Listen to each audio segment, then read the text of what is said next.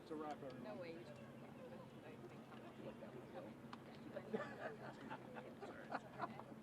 Couldn't tell you what either one of them said. I'd love to hear Mike halfway through that moved on Taylor Swift's new album.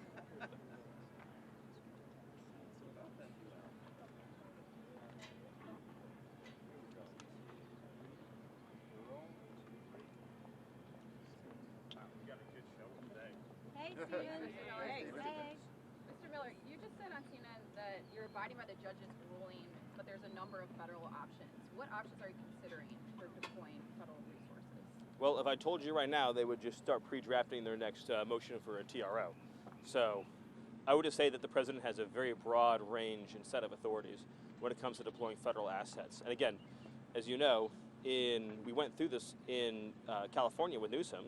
He made a total fool of himself, pretending he had authority to defy lawful presidential command of the National Guard. We won in the very liberal Ninth Circuit, and a portion of the California National Guard has remained federalized to this day. What other cities is the administration considering? What other cities is the administration considering sending National Guard troops? Right. So, no, but there's different events happening in different cities. So here in Washington D.C., right, working collaboratively and cooperatively with the mayor, we have a large-scale public safety surge. And as part of that public safety surge, we have obviously all your federal components. I think it's 22 agencies in all, and you have your state, your city resources. Then of course the National Guard. In Memphis, very much will be modeled off of D.C., where we have, or is being modeled off of D.C. We have the full interagency, IRS, ATF, DEA, FBI, and HSI. And then you have in that case you also have the state resources too, the state troopers, state investigatory agencies, then the National Guard. So that's one model. Then in the case of Portland, you have an acute crisis with threats to life and property at the Portland ICE facility. And so that is a reactive deployment. There is a acute ongoing threat to lives and property. And so National Guard was dispatched to protect ICE officers and their property in the conduct of their duties at a federal building.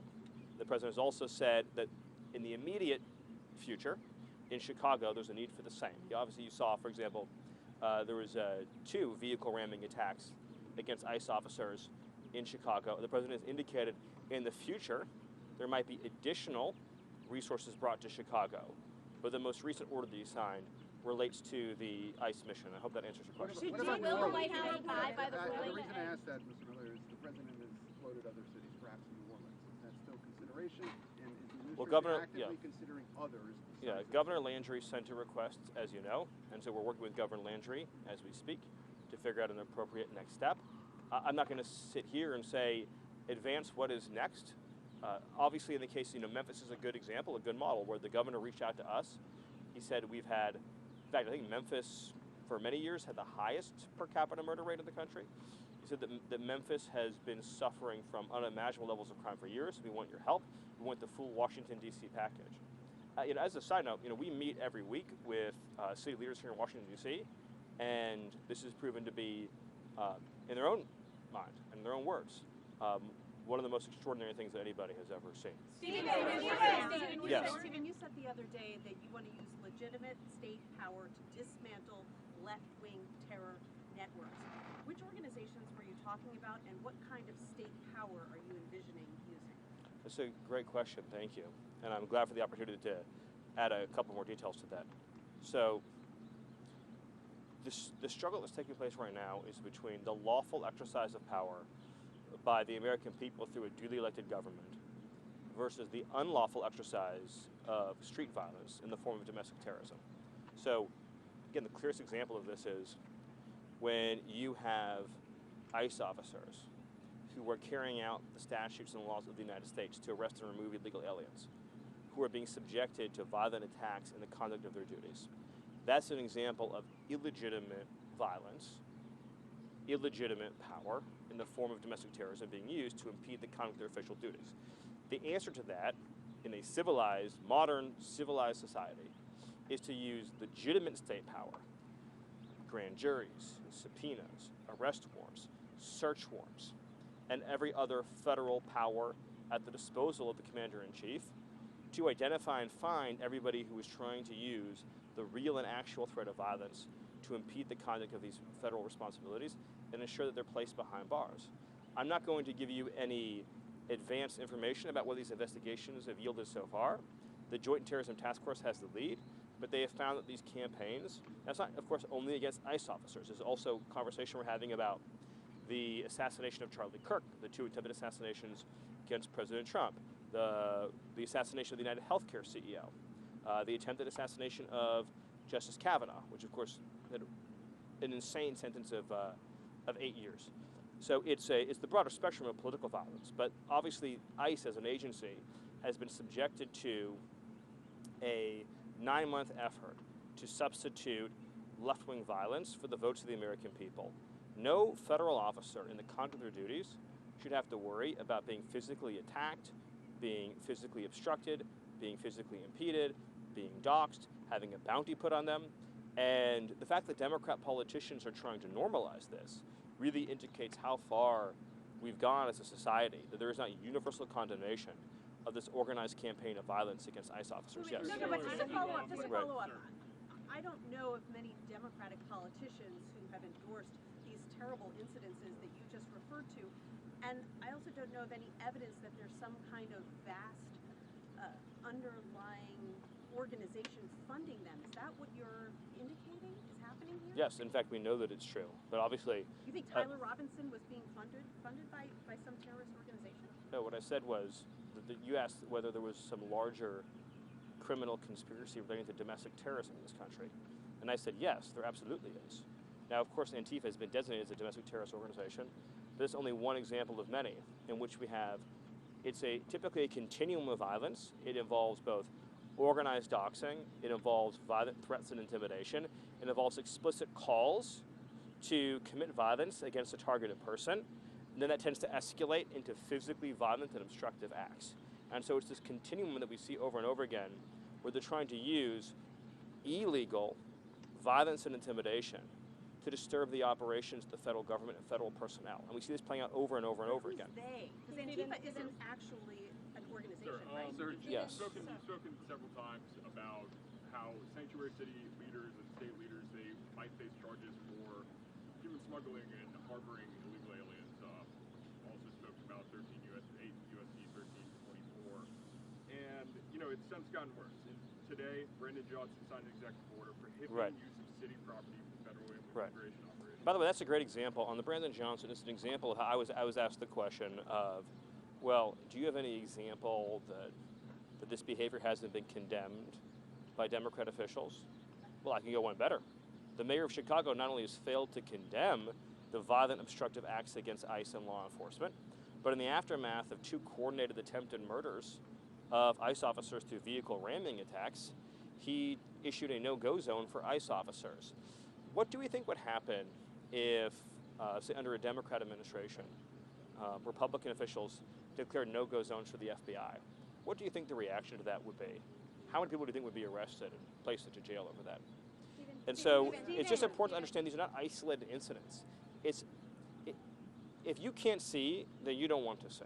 In other words, if you can't see that since we've taken office, there has been a organized, systematized campaign to delegitimize, dehumanize, threaten, impede, obstruct, and physically assault ICE officers in their conduct of their duties, then I can't persuade you of it because you're choosing not to see what's right in front of your face. Do you believe that James Comey should be purple? Yes, back there, sorry. Jay Jones has not dropped out of the race for Attorney General in Virginia. Yes. He's under immense pressure to do so. Yes. He hasn't. Does that surprise you? Sadly, it doesn't surprise me. Look, what you saw with the Jay Jones comments, and it's a piece of this whole conversation, was the deeply held inner monologue of a high-ranking Democrat. They're someone who rose to the top of the ranks of the Democrat Party. So if you read the text message exchange, it's clear that he talks this way often and frequently.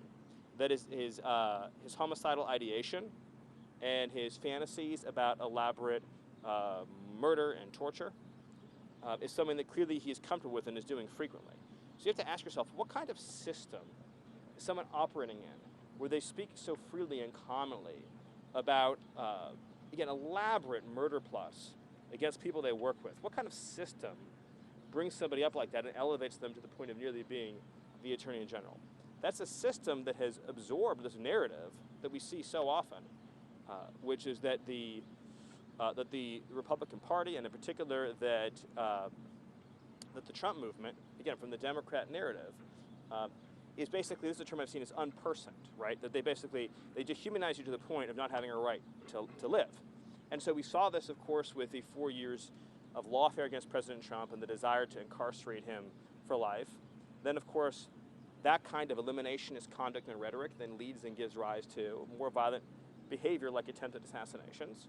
And now, of course, because so much of this conduct was never punished over time, now we see so many Americans, and not all Americans, of course, many foreigners too, who feel very comfortable engaging in direct day-to-day violence against ICE officers. It's a common experience for ICE officers when they're conducting an arrest to be physically assaulted by others while they are carrying out an arrest. So you might be arresting, say, a child pornography illegal alien, and you will get physically assaulted while you're doing it. Now ICE officers have to worry about getting sniped from rooftops when they're coming and going from their facilities. And we've normalized the idea, not I haven't, of course, and you haven't, but others have, that ICE officers should have to work in a federal building every single day where they're attacked going in, they're attacked going out, where every night there has to be street battle against armed insurrectionists every single night, night after night after night. That's normal. You ask why we need the National Guard, why we need troops? Because it takes hundreds of additional personnel, far beyond the resources of the federal officials working in Portland, to hold and secure a perimeter to provide freedom of movement. And it's not enough, by the way, if you're an ICE officer, just to stand here and put the line back here, right? They're under sniping attack. They're going to get rocks hurled at them, right? They're in physical danger. So you have to clear a safe perimeter so that ICE officers can carry out their duties without being an imminent threat of physical harm. And the fact that we've normalized these attacks on ICE officers, that is how you end up in a society in which domestic terrorism becomes the norm, and eventually elections don't carry the day because violence beats votes. And that's what we're seeing attempted. And so when we see a muscular response from the federal government, it's because we're not going to let violence beat votes. Next question. Stephen, 3 months from now, yes, when we're having this conversation in December, what do you see the end game being? Because you clearly don't have trust in some certain local and state law enforcement entities. How could you? And so where do you see the National Guard, where do you see the military going? You suggested that if the courts rule against you, you will find other ways to use the military. That would lead me to believe that there's a conversation about the Insurrection Act that is taking place. What should Americans expect over the next 3.5 years, understanding that there is a real likelihood that those same local law enforcement and state officials will never, ever cooperate with your efforts? Should people expect the National Guard and the military in their streets over the next 3.5 years?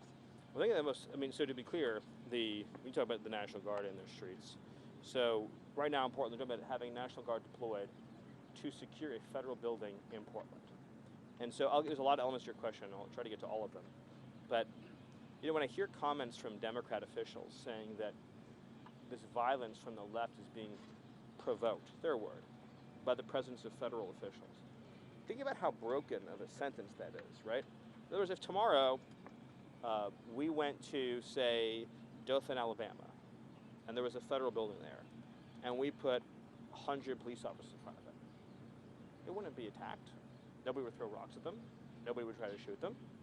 Nobody would do anything. They would say, hello, good morning. Maybe they get them a cup of coffee before they go out for their shift for the day. They'd ask, how are your kids doing? How are your kids doing? The fact that Democrats think that their own base cannot contain their desire to inflict violence upon the mere sight.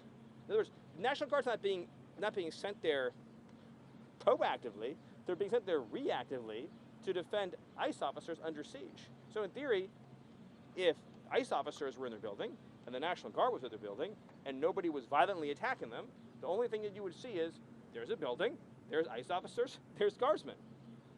The violence is entirely rioters choosing to show up and wage violence at a specific federal building. They've handed out flyers. I saw one Antifa flyer recently, and it said, we need to mobilize around the Broadview facilities, so this is in Chicago, to shut down ICE. So what does that mean? When they say we're going to mobilize to shut down ICE, what are they saying? They're saying they're going to carry out insurrection against the federal government by using force, obstructive force, to keep ICE officers from going out and conducting arrests. Would we ever tolerate this with any other law enforcement agency? If we said shut down the FBI and say, let's pick one of the organizations that the media might understand better. So let's say the Proud Boys said we're going to shut down the FBI, and they went and they decided they formed a human obstructive wall in front of the entry and exit to the Washington field office of the FBI, and they attacked anybody coming and going. How many nights do you think that situation would persist for? Not even one, let alone over 100. We all understand this to be true.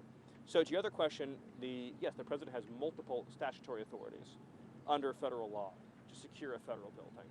And so when a court issues an injunction, the only activity that's enjoined is what's specifically enjoined in that order, not activity that isn't addressed or spoken to that order. Was another part of your, in 3 or 4 months. So this is the most important point I can make.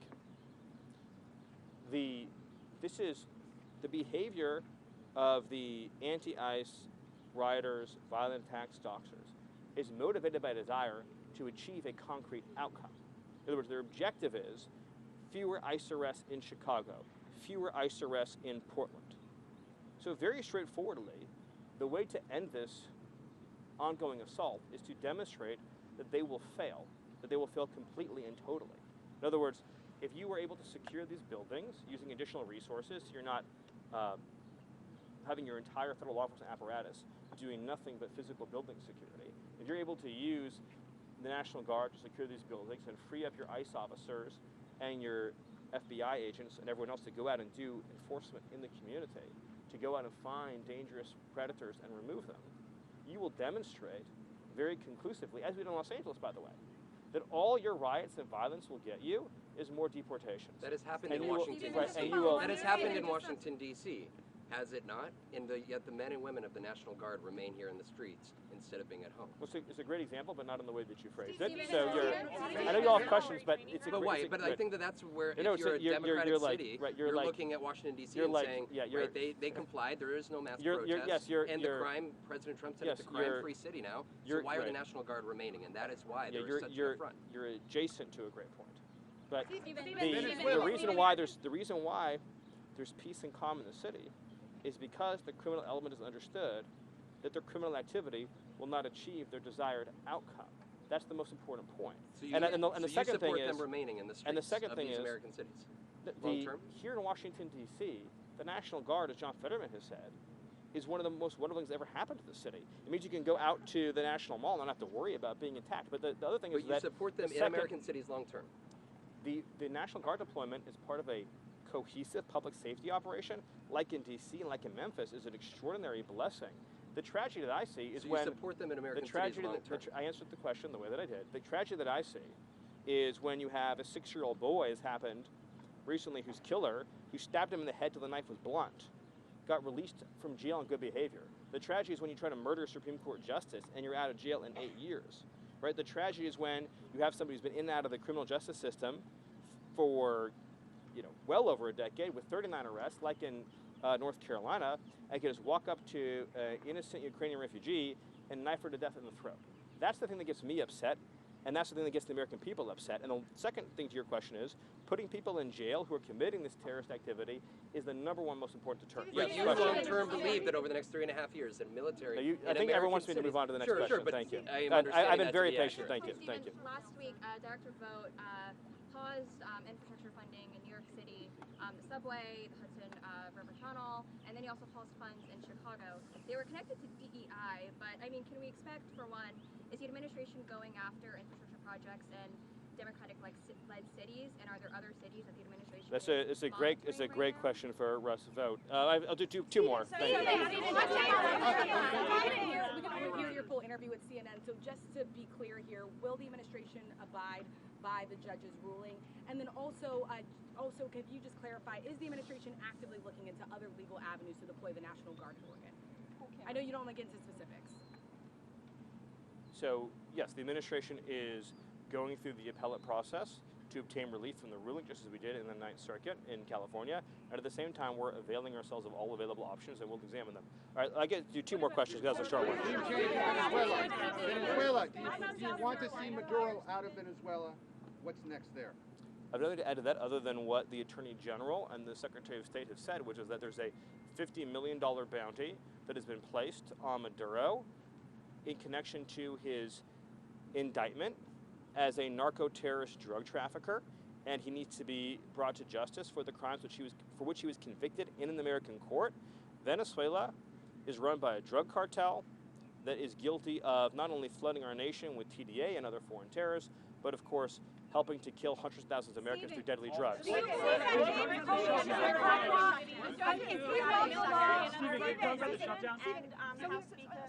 heard that the president is considering cutting off funding, certain aid to Portland. What is the timeline on that, and what is he considering cutting off? I'll get an update from Russ. Yes, sorry. So regarding the shutdown, both the president and the House Speaker sort of alluded to being open to reforms to Obamacare. What reforms to the ACA would the White House actually support? My only comment on the shutdown right now is that Democrats should support a clean funding bill to reopen the government, and that it's outrageous to shut the government down in an attempt to get free health care for illegal aliens. Time for one more question. Yeah, back there, Brian. You called a legal ruling legal insurrection. Are you recommending the president take action against judges whose rulings he disagrees with? No, it's simply a factually accurate statement that when a judge assumes for him or herself the powers that have been relegated or delegated by the Constitution to the president, that is a form of a legal insurrection, and we have seen. Insurrection carries legal weight. So are you recommending? We have seen over the last 9 months a ongoing legal insurrection, in which district court judges, as a class, in many cases, have issued, which is why they've been overturned so much, have issued rulings that are flagrantly unlawful and unconstitutional. And it is an insurrection against the laws and Constitution of the United States. And we need to have district courts in this country that see themselves as being under the laws and Constitution and not being able to take for themselves powers that are reserved solely for the president. One more question? Yes. Is farmer relief going to be announced this week? Sorry, back there. Thanks. Why are White House staffers being let go? Oh, do I have no information on that? This week, James Comey is being arraigned. Do you believe that he should be perp walked? Is he above the law? Is Christopher Wray next? And I sure hope. I don't think to say something. I sure hope that James Comey's not above the law, and I think American people want to make sure that James Comey is held to the full legal standard to which any American who committed similar crimes would be subjected. Next to you, one last question. Thank you. As we're seeing a surge of attacks on ICE agents, including, for example, the shooting at Dallas, yes, this weekend in Chicago, 10 cars, surrounding yes, ICE agents, right, another one ramming into an ICE vehicle. To what extent does the administration believe that such attacks are organized? And based on that possibility, or we're alluding to Antifa, how does that change your calculation and how the administration is going to respond to these attacks? I mean, yeah, look, as I've said repeatedly, this is organized domestic terrorism. The purpose of domestic terrorism is to obtain, through violence and intimidation and the threat of violence, a change in politics or policy that cannot be obtained through lawful democratic means. So when you have a 10-car ramming attack with armed attackers clearly intending to murder ICE officers in the conduct of their duties, what else can you call that? Right? Remember, the central issue that was litigated in 2024 was whether or not to turn back the border invasion. Americans voted to send the illegals home. The invasion that took place was one of the greatest crimes that has ever happened in the history of this country. And now that ICE officers are simply trying to execute on the mandate of the last election and the laws that were passed by Congress, they have been the victims of an unceasing campaign of violence and intimidation and terrorism. As Secretary Noem said, there are now bounties on the heads of ICE officers. They have to shield their families' identities at school and in public. They're being constantly doxxed and threatened with assassination.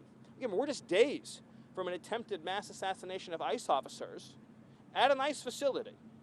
And the response to that has been to try to, for example, in Chicago, to try to prevent ICE officers from being able to enter key parts of the city to conduct their responsibilities. This is an all-out campaign of insurrection against the sovereignty of the United States because the Democrat Party and those who are committing violence in this country do not believe in the legitimacy of the sovereign territory of the United States, and they don't want any of these illegal aliens to go home. So they want to cement by force, by violent force, the invasion that took place between 2021 and 2024. Thank you. Is former relief going to be announced On this the South week? Carolina fire, Stephen, have you heard anything from law enforcement on that cause? Screaming at the top. What I heard